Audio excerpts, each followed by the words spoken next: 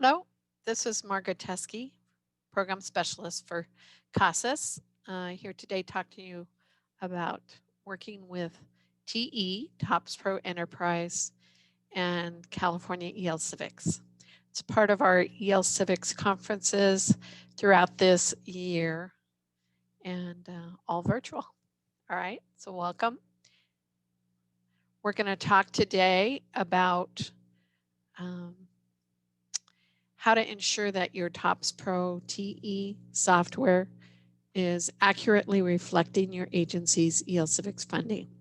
We have three different kinds of EL Civics funding. We have Civic Participation, known as 231, Citizenship, also known as 231, and then Integrated EL Civics IELCE, which is known also as Section 243. We want to make sure that your TE is noting all your EL Civics in summary and detail reports, which I'll show you, and that it's capturing all your EL Civics outcomes for payment points. This is intended for California. Our agenda today talks about entering the funding sources into TE, creating class definitions and instances, designating focus areas, using additional assessment wizard, and keeping tabs on EL Civics outcomes with your reports.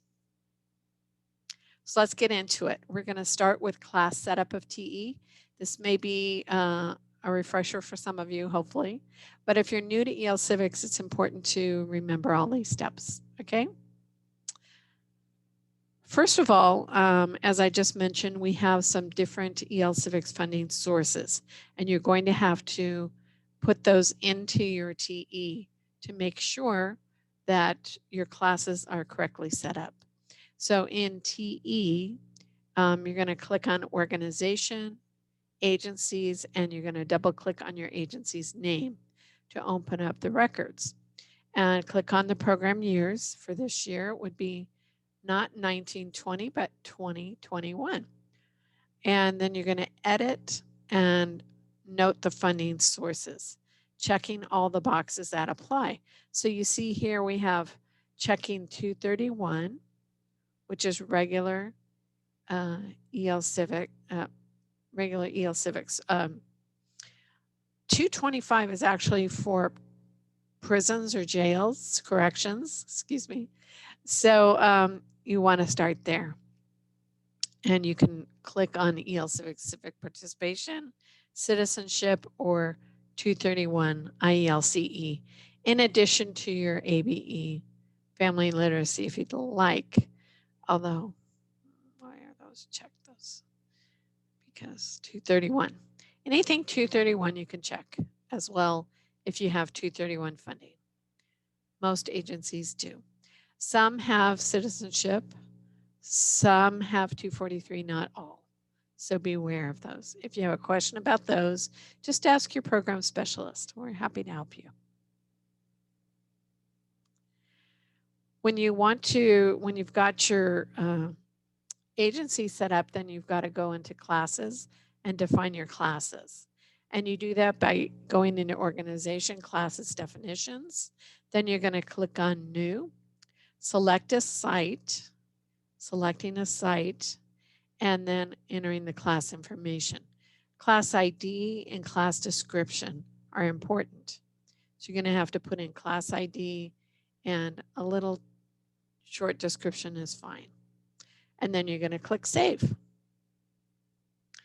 So it looks something like this. You've got your site. You can put in the program year if you'd like, and the class definition is possibly class ID number. Class start date and end date are important. And then you're going to click instructional programs that apply. Okay, in special programs. So that's where we're going to get into depth here. Okay. And below, you're going to note that there's these sections here below. Okay. TE directions for class instances include creating the class instance from the navigator, clicking on new, program year, start and end, instructional program, special program, and focus area. You can enter additional class information if you'd like.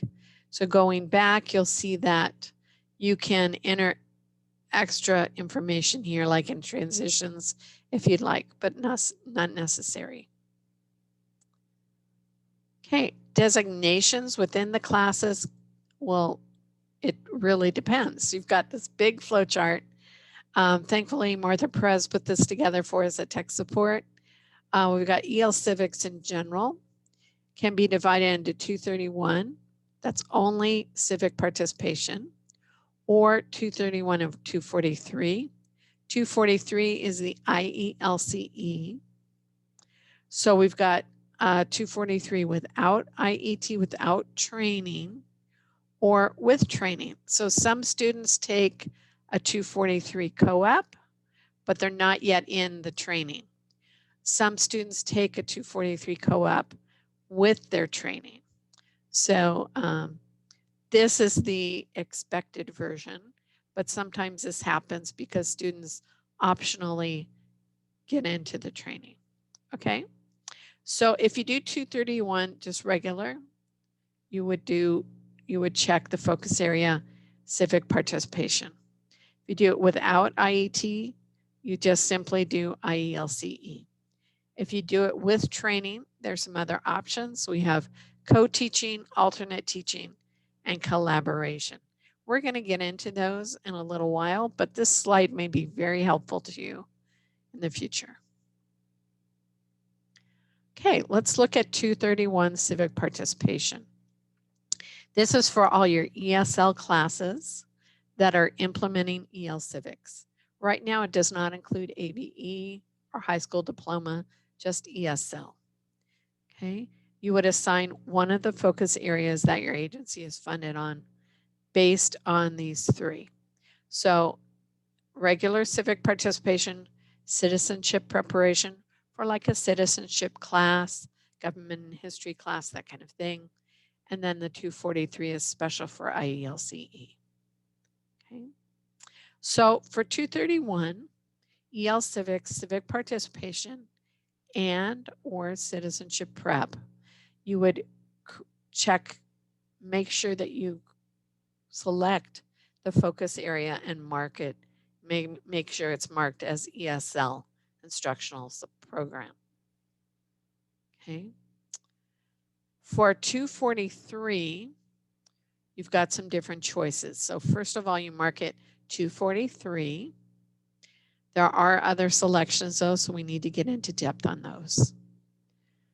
So this is what it looks like for 243. And those that do not integrate the training with it, they're just marked ESL and then integrated education and training. Those two boxes. Okay. Notice there's a start and end date to the class and nothing else is necessarily chosen, sorry. Okay. But for 243 EL Civics education that includes the training aspect, then there's different ways of setting it up. We've got 3 different ways: co-teaching, alternate teaching, or collaboration with an outside agency or organization. So co-teaching is sometimes referred to as the IBEST model, where the ESL and the training teacher work together in the same class. Alternate teaching is where the ESL teacher has a class separate but the same students as the training teacher. So the ESL class and the training class are separate but have the same students, but they're different classes. And collaboration with an outside organization is special, so let's go over that. Okay, now here for the 243 co-teaching model, we're going to check a couple extra boxes, okay? First, we have ESL. Then we also have career and technical education, CTE. If it's short-term vocational, that's still the same. We still mark it CTE. Short-term vocational is at the community college level. Okay, and again, we want to mark it integrated education and training here. And then down below, again, focus area is going to be IELCE. Okay, so both ESL and CTE when it's co-teaching. Okay. With alternate teaching, it's going to be a little different. We have ESL. We're not going to mark the CTE right there. And we're going to have integrated education and training and IELCE. We're going to have a separate class instance for the CTE class. A separate class instance, sorry for that pop-up, for the class instance. So you're going to have a separate one that's marked in yellow because that's a separate class instance for that CTE class because it's alternate. So the attendance might be slightly different, that kind of thing. Okay. For a mixed group of students, that's another possibility. You might have instructional program ESL, and you might want to just leave it blank at the class level and mark those students that attend a workforce training in a separate, you don't mark it here, you mark it manually for those students that are taking the CTE as part of that class. So some students may attend, some students may not attend, okay? And for collaboration model, it's going to have ESL, IET, and the IELCE, but in the notes, you're going to have to denote a special activity that maybe they work part as like pre-apprenticeship type, or maybe they're doing workforce preparation with an outside agency, things like that. You can mark that in there and explain it there. Okay. That's special consideration. Of course, if you have questions, please ask your CASAS program specialist. Okay, I'm going to get into the additional assessment wizard, which is part of TE, where you link your co-op selection to TE. So on the CASAS website, you're going to ask your EL Civics primary, or could be secondary, to select one or more co-op. And a co-op is a civic objective additional assessment plan. Whew, big title for objective that you're going to have students learn about and then take an assessment for. If you're not sure how to do this, we have a whole video about how to select co-ops, and that's on our YouTube playlist under the CASAS YouTube channel. And once your agency has selected the co-ops, then you just open TE. Then you're going to import the selection into TE. So from the tools menu, you're going to open the additional assessments import wizard, going to tools, going down to additional assessment import wizard. Using the wizard in TE, then you're going to mark the first option, which is to retrieve the approved additional assessments from the CASAS website. So you're going to mark the first one out of the two. Okay. Then click next. Down at the bottom on the next screen, you're going to review your agency, select the program year, and you're going to click the next button. So for this year, you're going to pick July to June, the next year up. Okay, click the next button. Here you're checking to make sure your selected co-ops appear. So in this case, Rolling Hills Adult School had 4 co-ops that they're going to test, and those are the form numbers. They are approved, the approval date, and then the program year. Yours should have this year's dates, okay? If there's something wrong here, you want to go back to the CASAS website and check on your selection of co-ops. It should all be here, and if you're adding one later on, no problem. You just complete these steps again, and they're pretty fast, really. The final step is finish. Pretty easy. So these quick steps you can do again if you decide to add more co-ops later on. Okay. All right, reports, the important part. How are we doing? Okay, so under reports in TE, you're able to select quite a few different reports to get to EL Civics data. The first one is a summary report, EL Civics Additional Assessment Summary. You've got detail reports, and you've got payment points summary, and you've got payment points data integrity. Okay, so let's look at this. You're going to go down reports, down to California, which is state reports. You're going to look at probably these down here, EL Civics Additional Assessment Detail, EL Civics Data Integrity, EL Civics Assessment Summary, like that. Let's go through those one by one. The first one is the assessment summary. So when you look at the assessment summary report, additional assessment summary, you're going to see a lot of columns. First, we have 231 funding. On the next big column, 243 funding. And then you've got totals. Under those columns, you're going to see AA1, AA2, AA3, AA4, like that. AA1 just means your first additional assessment. So in this case, for this class, ESL Low Intermediate, one student has taken the test and passed, and just the first test, okay? That same class has a student who's taken a government and history test and passed. Not a sit, not the oral, but just the government and history. And so that makes total passed, total taken, total passed. That should read 2. Interesting. Okay. I'll have to check on this one.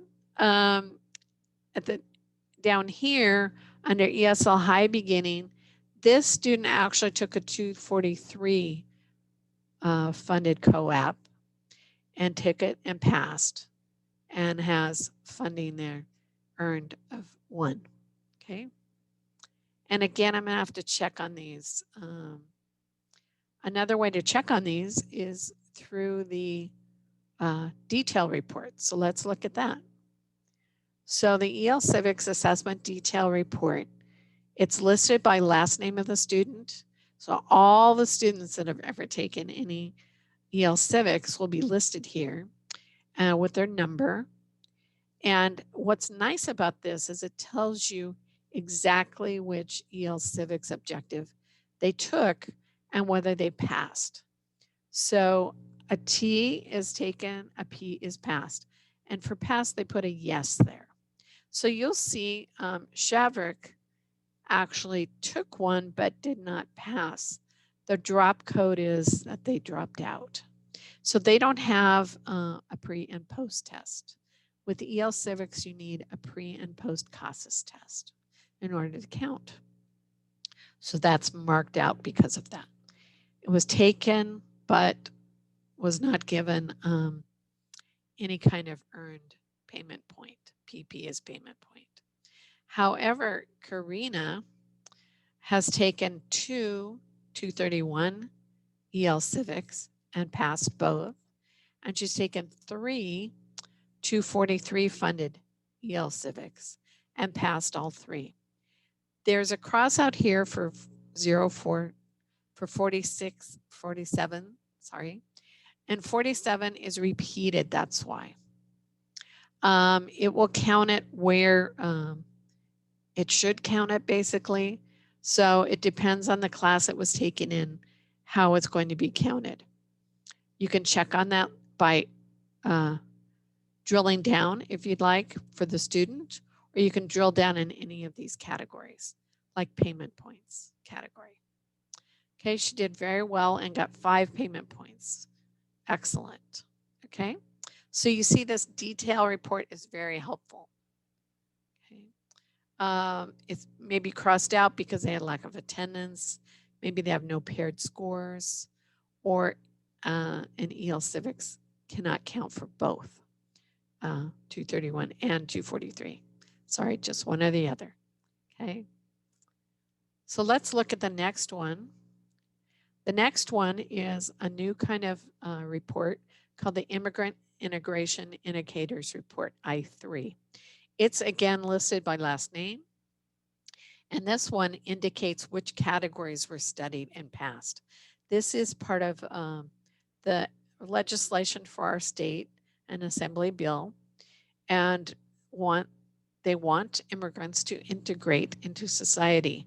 And so these are the integrate goal areas that we want as indicators, and civic objectives that are passed tell us how well we're doing with that.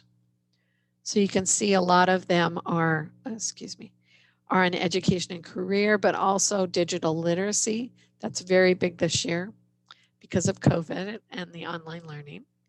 And there's also civic and community participation.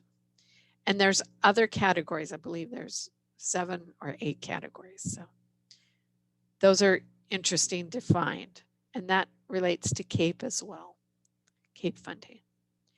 So the I3 summary report is a little different. It's organized by the goal area, shows us how many attempts have been made by students, how many students pass that area, and what percentage of our students have done these goal areas. So that's kind of helpful in telling the federal government how we're doing at the state level, and then also possibly for your boards to know how your students are learning and what they're learning in terms of civic education and integration. Payment points summary is a little different because it includes all kinds of payment points. So you really have to read it down a ways for EL Civics. And there's 2 categories, 231 and 243. Those have to do with the sections. First one is civic participation. You'll see here we have 948 enrollees, and we have 948 with paired scores. Excellent. And payment points for them, we have over here, we have 73% passed their first assessment. If you want in any of these categories, you're able to drill down, which is very nice. So you can find out which students, which classes, that kind of thing. For citizenship, these are excellent results here. Everyone has taken 2 tests, which is necessary for EL Civics. But not everybody passes, okay? Not everybody passed their citizenship interview, for instance. But they did much better on the government and history test. So that may be an easier way to get a payment point. Okay. Really depends on your students. For IELCE and IELCE with IET, this is actually the highest payment point funded. And this is quite good in that they did all 3 here. If you follow it along, that would be AA1, AA2, AA3. And you'll see the number declines, of course, because students don't necessarily complete all 3 additional assessments under IELCE. That is the highest category funded. This is the most common category funding, and the next highest, and then the next high. Okay, and it always depends year to year what the funding rate is based on the pool. Data integrity report will really help you. You want to compare the totals to what you're expecting to see. Items 14 through 17E are included in the DIR. That's where you're going to find payment points data that relate to EL Civics. You got those that passed 1 or more co-op in 231, 243, and those who have passed all 6 available. You can do up to 6 for that. 3 and 3. 3 here and 3 here, up to that much per year. This will give you good indication of how many people have attempted those co-ops, and then it will show you also their hours of instruction. Nice information, always you can drill down. Okay, that's about it. Hope you learned something today. And of course, we're going to have a little forum. They'll talk about this. And tech support's very happy to help you. But I highly recommend your program specialists. They can really help you with this. And tech support is super busy. So call us if you need us, all right? Or email us. We're very email friendly. Okay, thanks so much for coming. Bye-bye.